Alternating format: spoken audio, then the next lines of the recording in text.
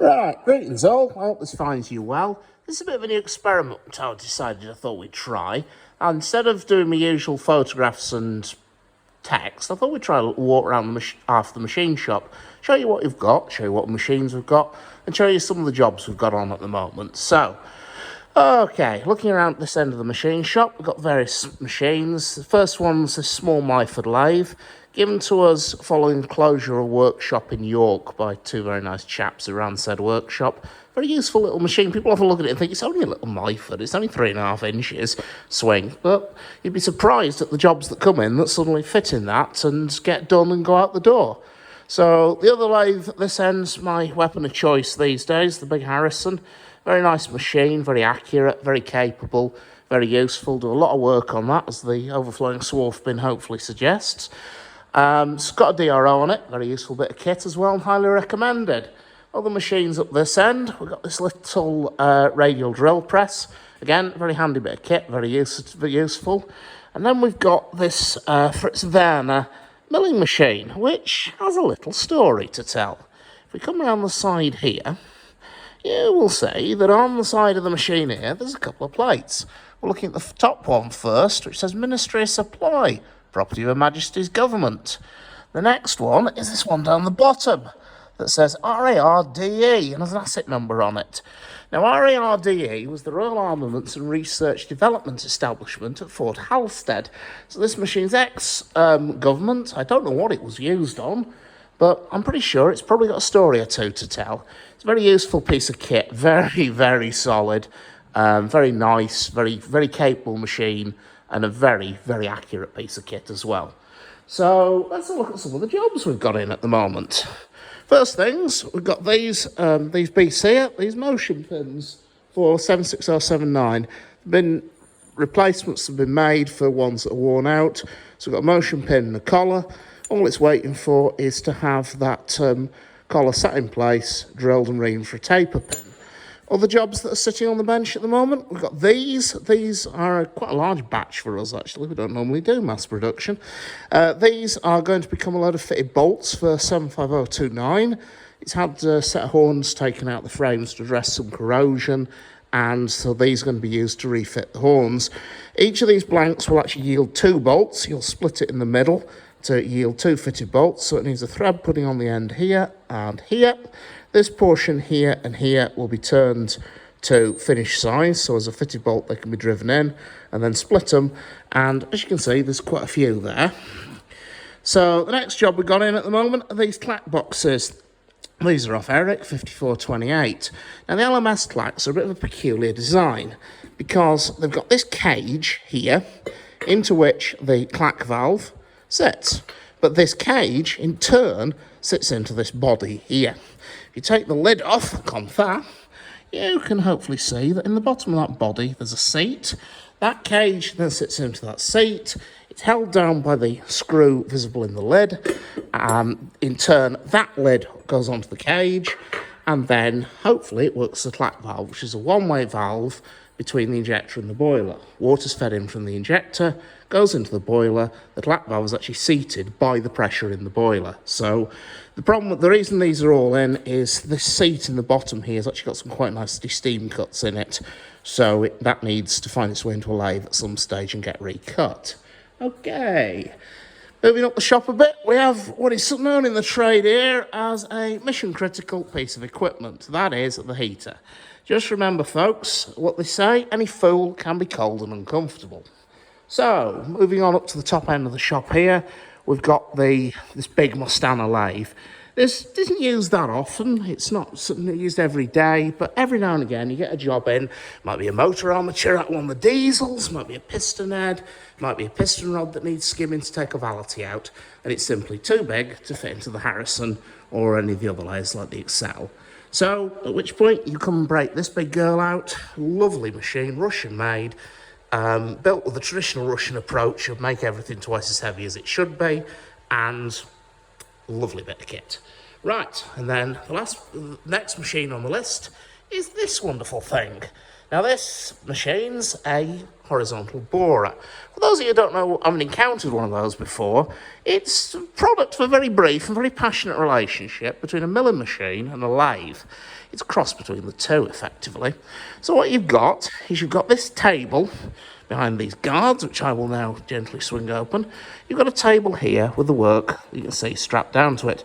That table will move along the bed, just normally as on a milling machine, longitudinally, and it'll also move cross in out. In turn, you've got the head here. That's that big lump of cast iron with that black control wheel on it.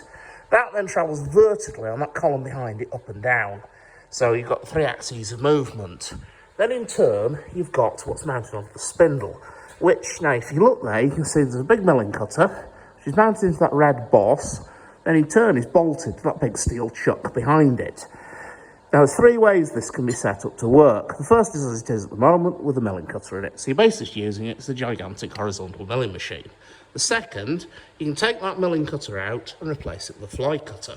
Now, that fly cutter, well, that red boss can be moved radially on that chuck, and also the chuck itself can move radially, so you can increase the radius of whatever arc it is that that fly cutter's cutting. So, for instance, if you're doing an axle box, say, you can machine the axle seat very easily.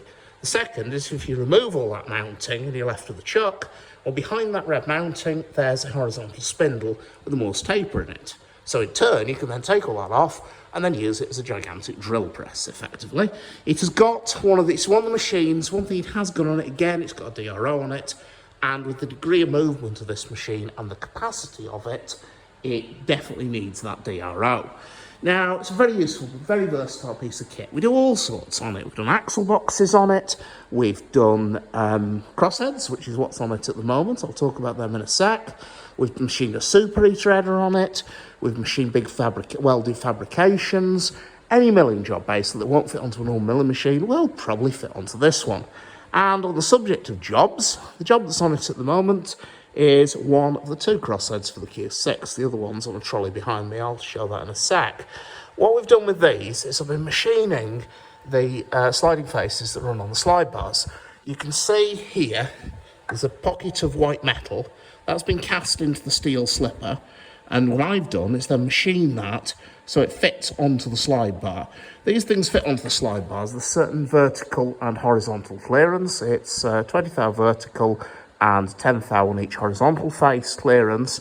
And so what I've done is I've machined that out, so it'll hopefully fit onto the slide bars. If you can see it with all the clamps on there, and if we turn around, here's one I did earlier. There's another one, which without the clamps on is a lot easier to visualise. So, for anyone who's still trying to quite work this out in the head, it's actually sitting on its front at the moment, it's sitting on its side. So what we've got is a slide bar goes in here, and here. The piston rod locates into this taper here, secured to the cotter in this slot here, and then finally the little end pin, complete with keyway, stop it rotating, goes in here.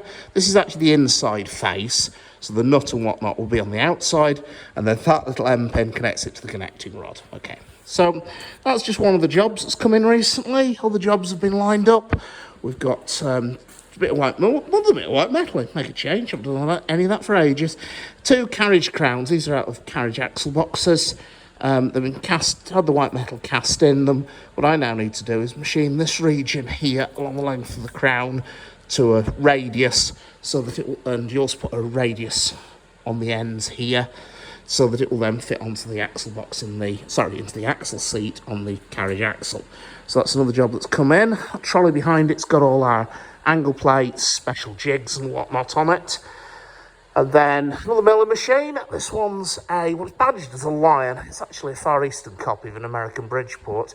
Very useful piece of kit, very versatile. It can move in incredible ways. That head articulates in 2 ways. You've got a lot of daylight on it between the nose of the spindle and the table.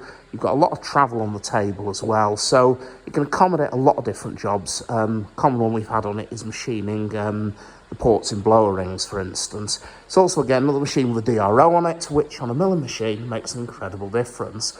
We've also got one last little lathe, this little Eemco. That was actually donated to us by the ex-vicar of Goathlands, so it's almost consecrated, that. Very handy bit of kit. It looks a bit strange having sort of something that small alongside something the size of the Mustana, but I'd be surprised what jobs come in which need to go into it. And for those who can't work it out, the bin underneath it's for scrap steel. Right, so walking back down the shop, there's one big machine in here, and that's this beast. That's a vertical borer. Now, for those of you who are having trouble visualising what this actually is, it might be easier if I tell you what they call it in America. The Yanks know these machines as vertical turret lathes, because what we've got here is basically a lathe. The only thing is, it's sat on its headstock. So we've got a very large chuck on the forming the table, which has that lump of cast iron sat in it. And then above it, we've got a tool post with a series of tool holders on it. There isn't a tailstock, of course, but pretty much a lathe, basically. What we use this for is any big turning jobs, mostly piston rings, valve rings. Dan Middleton drives this machine. There's a lot of piston ring work on it, valve rings, which is annual work for us, and also any other large machining jobs, valve bodies, for instance. Stuff where we might struggle to mount it into a lathe chuck because just surely due to its weight, whereas on this case you sit it on the table and its weight holds it down. So I hope you find this interesting, folks. I think I'll wind that up for the moment. There are more machines beyond that doorway, but I think that's going to be another talk for another day. So anyway, I hope you like this. I hope it goes down well, and I hope it gives you some idea of what we've got here and what we can do with it. So anyway, I'll see you around. Take care.